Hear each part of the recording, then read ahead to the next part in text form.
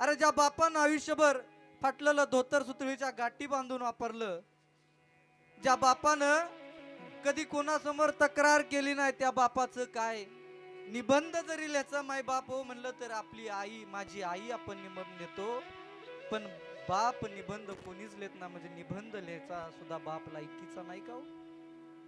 बाप कधीच रडत नाही. कधी रडतो माहितीये का बाप? कधी रडतो माय बाप ऐका, आपल्या एकुलत्या एका मुलीचं लग्न व्हावं आणि ती मुलगी त्या मंडपात शृंगार करून मिरवावी, आणि शृंगार करत मिरवत असताना तिची जाण्याची वेळ यावी, साखर देत देत देत ती मुलगी आपल्या बापाजवळ यावी आणि त्या मुलीनं आपल्या बापाला घट्ट मिठी मारावी आणि धाय मुकून ती रडावी माय बापू. अरे जसे कोयना धरणाचे दरवाजे उघडतात, तसं त्या बापानं धाय मोकून रडावं, कारण त्याला माहितीये की माझी लेक, माझी सोनूली गेल्यानंतर माझी काळजी कोण करणार.